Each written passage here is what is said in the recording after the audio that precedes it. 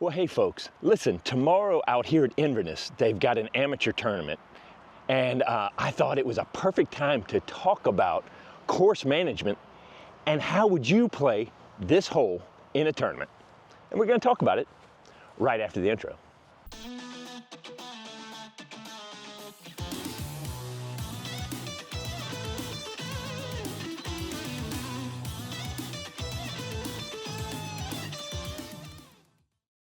All right, well, welcome to hole number 6. There it is in all its beauty right there. Now from the blue tee pad, if we're going to the blue basket, it's 336 feet. It's through the gap and to the left. But if we're going to the yellow basket, you can't really even see it. I'd have to bring the camera over a little bit more, but it's over there on the right, tucked back in the corner. If you can see that tree through the gap, it's then over to the right of that, and it's 384 feet. So right away, we need to think about how far can we throw, because that's going to be important. So I'm going to approach this from the amateur perspective, and let's say we're going to say most folks are going to be throwing 350 max. So right away, we're probably not going to be able to make the basket. Now, granted, it is a little downhill, so if 350 is your max range, you may be able to throw your max power shot and get into the circle. But remember, that's max power. So most folks, now granted, amateurs go up and down. Let's face it, a lot of these new amateurs can really rip the disc. But I'm talking to some of our older players, people, we're just going to use this as an example. You can extrapolate out however you want, up or down, with your distances or whatever. But most people, you're going to need at least 350 power to get to the basket, okay? But not only that, you're going to need 350 power lacing it through the gap with a little bit of a turnover, and then you're going to need to settle it back this way. Because if we take a second to look at the map, we're going to see that the gap is at 160 feet, and just beyond the gap is the creek that runs down to the right, then curls back to the left and meets up right by the basket. It's only about 25 feet from the basket on the right-hand side. And then we have the road over on the left. So we've got two OB potentials for our throw, especially the closer you get to the basket, the closer you get to two OBs on either side. But then we've got the wall of these bushes going on here, the gap that you've got to get through, and they are nasty. So even if, let's say you hit those and don't go in the water for an OB stroke, sometimes being caught inside of those is almost just as bad as being OB. So what happens on this hole is people step up and they go, oh, I've got to rip something down there.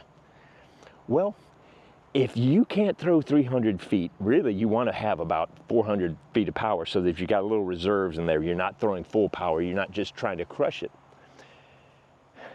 You probably aren't going to be going for the basket. And the thing you need to also think about is how many people are actually going to birdie this hole. It's a tough shot. You know, I've played this a lot. I've birdied it several times, multiple times. But in tournament play, what happens? We tighten up.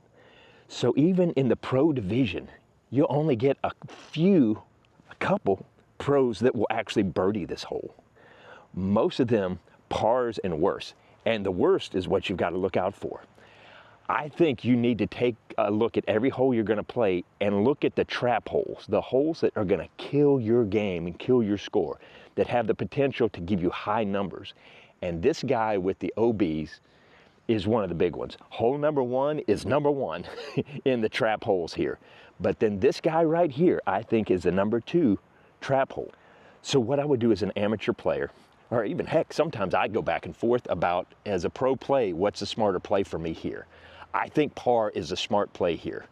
Heck, even sometimes bogey is going to save you from the doubles and stuff that some people are going to get. But I think par is a smart play here for most people, unless you've got a great arm. I mean, Sullivan Tipton steps up with his forehand. If you've got a crushing forehand, you can throw 360, 370, just pump it out there. And that's, you know, these younger players, y'all got it going on and y'all can pump it through there. But even still, so often they miss the gap or something, it goes OB. It's not a guarantee. But so what I would like to say to you is, let's think about this hole in a couple different ways. We're going to look at it. I'm going to throw different shots and let you decide which one may be best for you. Because here's the other thing. Depending on where you are in the tournament and what you need, you might need to change your decision going into the hole. If you need a stroke, you might need to go for it. If you don't need a stroke, play a little safer. I think disc golf should be boring. And hear me out here. If you're playing smooth and if you're playing smart, it's really not flashy, it's really not amazing, it's just smart down the middle. So one of the easiest ways to play this hole for me is I just take my Berg and I intentionally or unintentionally didn't warm up, didn't stretch, didn't get all loose or whatever, because that's going to represent more the amateur player. You know, you're tight, you're all this stuff. But this should be how simple, hopefully, it should be to play this hole. If we just are willing to sacrifice a little humility to get a decent score. So I'm just going to take my Berg, and my goal is just simply to get out through the gap. The gap is 160, and then there's beautiful green grass just past it. So I'm really only looking to throw this about 220, 225.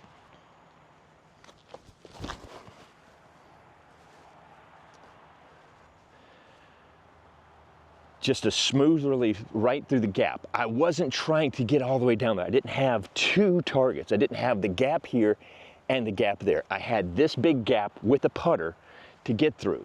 Suddenly my chaos and my tension were lowered, and I just did a nice smooth throw through the gap. And then I'm gonna have a nice smooth throw to the basket, hopefully.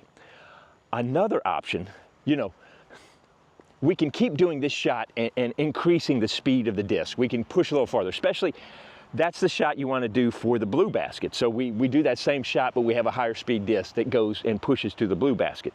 This is really focusing on the yellow basket. Blue basket's a more simple shot. The yellow basket is the one that kills so many people.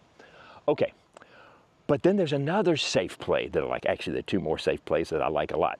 And these are all plays to not go for birdie, but to set you up for success for a par. I'm just going to go up and over the trees and try to land it in the grass. So I'm just going to do an Anheuser turnover to get up through the gap and then just have it fade towards the basket but land in the grass to give me a nice safe play. Now with this shot, the only thing I have to worry about is make sure I get high enough to get over the trees and don't pull it too early to catch that big tree up there, and then don't have it cut too hard so it comes back to the creek. So I'm just really trying to get over this wall of trees over here through that gap with a little right turn to land me in the grass. That way I've taken out this small gap here and created a bigger gap up here that I've got to hit.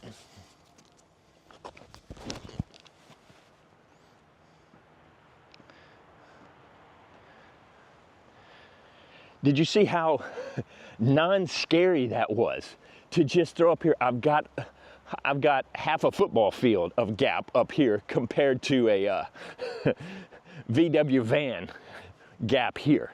We're playing these mental games with ourselves and with the course and with other people. And if we can eliminate the stress, especially on a trap hole like this, we can breathe a little easier. We can take some of that stress and that energy reserves that we have. You know, we only got so much for a tournament.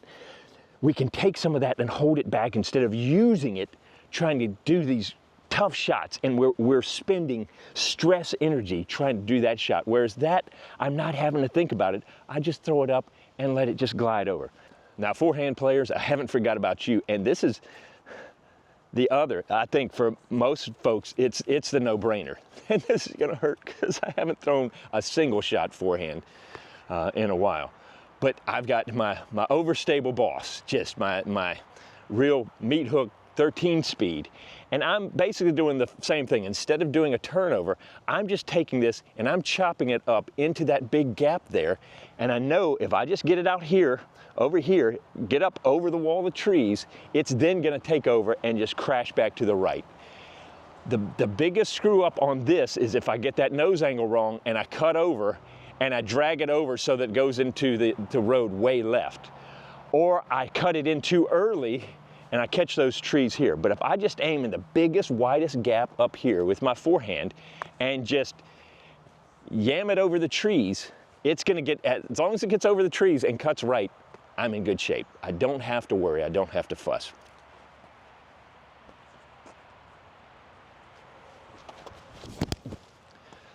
See, I got it a little too inside. But even with that, the wind picked it up a little bit. I think you could see it. It kind of lifted it. I needed to bring it out here. But even with that, it made it out and around and into the grassy area. I'm safe, even with a bad throw. Let me throw one more. With that crosswind, I don't need quite as much overstability, so I'm just going to take this out here. Just right out there, and then let it just slide on around, right into the grass.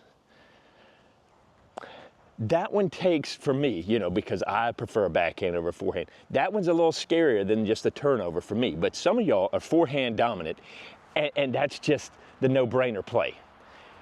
Does that make sense? Okay, now that I've warmed up all of 4 shots, let me try to throw one down, do a regular pro shot. And I'm gonna do 2. I'm gonna do one, I'm gonna throw with my 9-speed Valkyrie, and I'm gonna assume that I'm an amateur that can't quite get all the way there.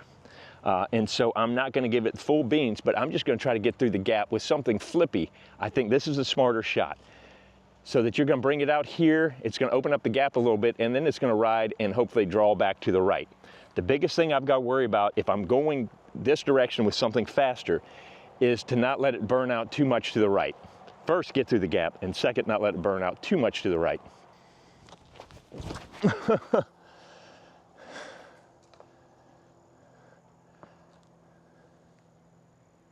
That was really the best of both worlds. I shanked it. It was a bad throw. But you see, it lifted up. Listen, it gets in your head. This gap gets in your head, and it just keeps growing, getting smaller. I went and I released here, and I pulled it. It flipped up into that tree, and it dropped down. And fortunately, it dropped down and hit the open gap. Usually what happens, it hits those trees and drops down into the bushes. And I'm gonna show you that in a minute. And that's why you wanna try to avoid that as much as possible. All right, let me try to throw one good shot.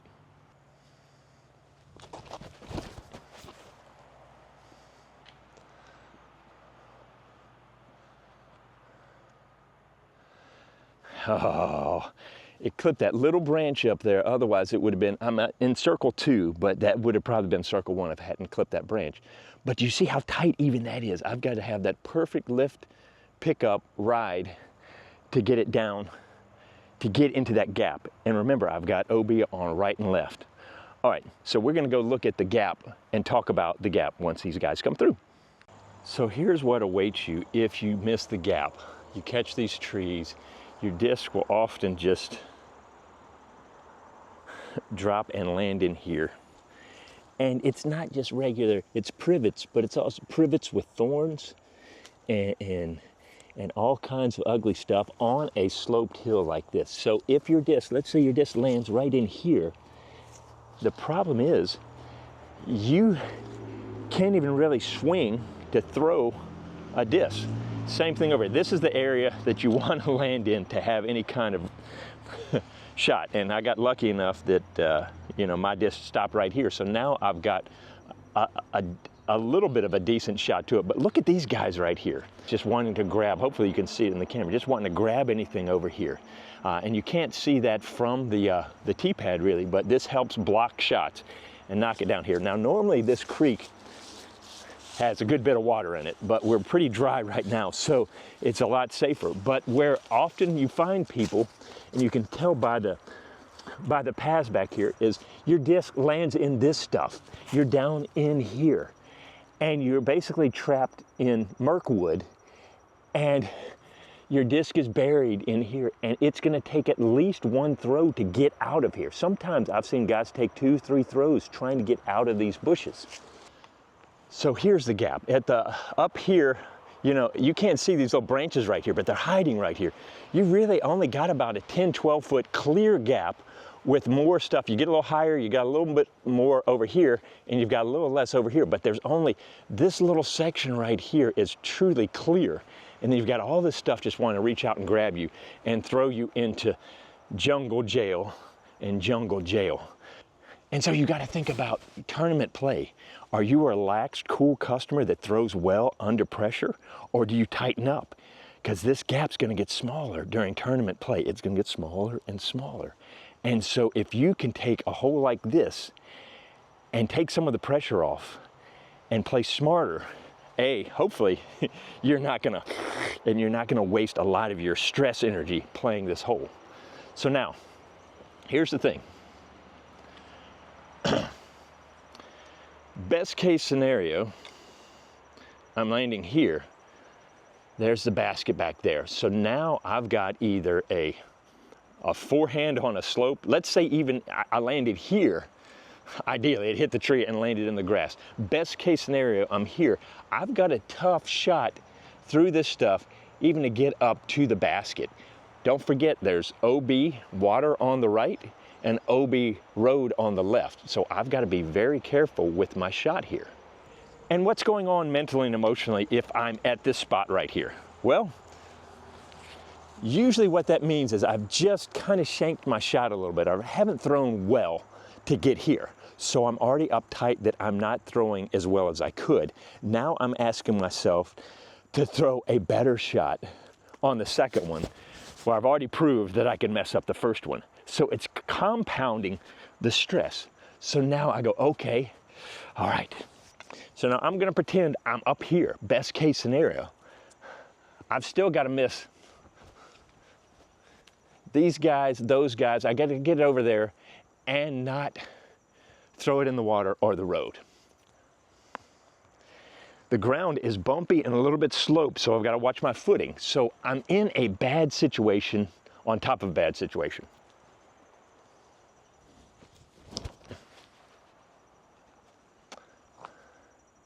Oh, threw a pretty good shot. I caught a tree right before the end of it, but even when I did that, I almost pulled a little too much. It hit the left side of the tree. If it hit the right side of the tree, I'm OB.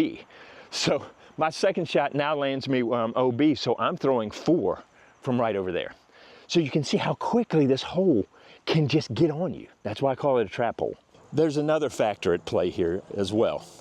Most of the time when people come play Inverness, especially the AMs, they tend to play from the short tees or the red tees.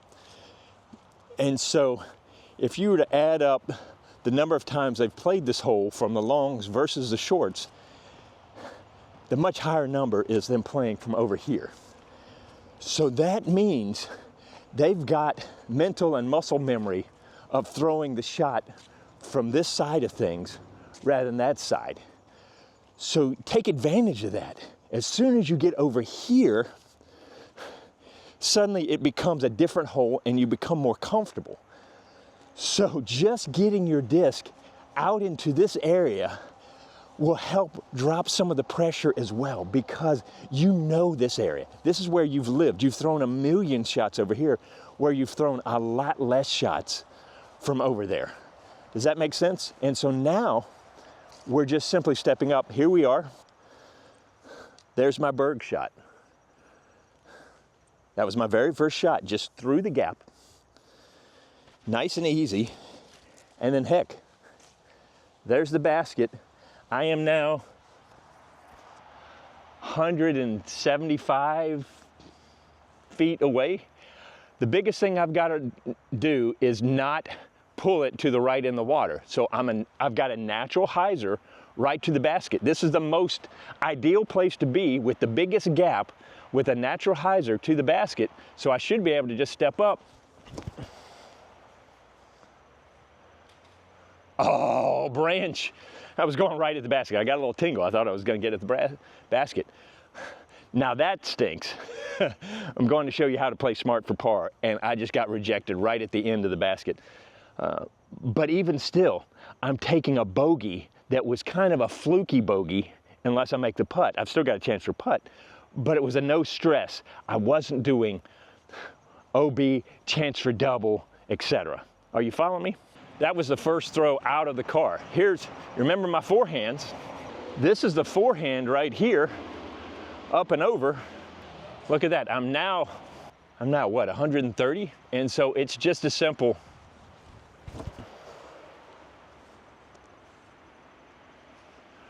right down the middle, up the gap. I can't have a more perfect lineup for the basket than right here. And I just simply did a forehand up and over. Let's see where my turnover went. Running out of discs to throw. Should have brought a bigger bag. Okay, so my simple turnover, Here's the thing, with the turnover, it actually pushed back a little bit this way. So look what's happening here. Actually not the end of the world, especially with the disc I have, but I got extra distance. So I am approach shot, I am 120 feet away, but I'm also set up here where I've got a natural hyzer. As long as I miss that tree to the right, just let it go right into that gap and fall to the basket. Or I could even, if I want to, do a flick shot around like this. But the problem with the flick shot is if I mess up, if I get nose up, it wants to fade back to the water. We're more interested in the water from here than the road because there's an elevation. It really takes a lot to get to the road from here. Coming in earlier, the road came into play more than this up shot. The biggest thing is everything wants to go to the creek, so I want the disc to be fighting back away from the creek. So now I just simply take my approach disc, this is a Toro, and I just throw through the gap. The nice thing is the ground is sloped over there, so I can just hit the ground with a little extra power and just snuggle up to the basket. You can't really see, but it is 3 feet from the basket from right there. So what I've done is I've taken this trap hole and I've sliced it up into very makeable shots that take less stress than trying to hit that gap. And especially all the problems that could come about by missing that gap. Yes, you can make it through the gap and you have a potential for getting a birdie. My good drive from the tee, going for it, landed. It caught that little limb coming through and knocked off some of the speed, but this is what I have right here. So I would love this every day in a tournament, but even that, this is a long shot.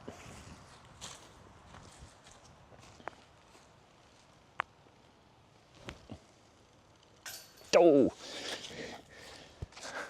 So even with a very good shot, I still had a long look. I got a par. You know, yeah, I had a chance at the basket, but my chances in a tournament, most likely, I'm gonna take a par.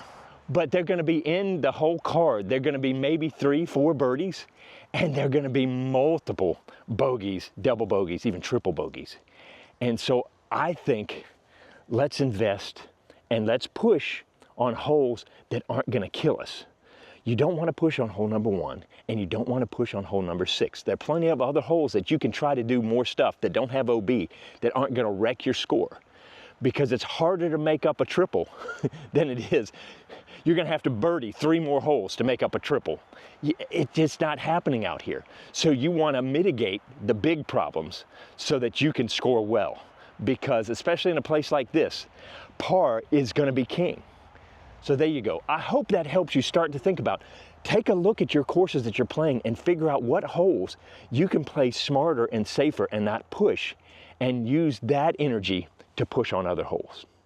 Hope that makes sense. Listen, please ask some questions, like, subscribe, do all that good stuff. I appreciate you coming around with me. I hope this inspires you, hope gets you thinking about it. The next video I'm going to do in this series of 2, is I'm going to really break apart the whole tournament mindset of go for it or play safe.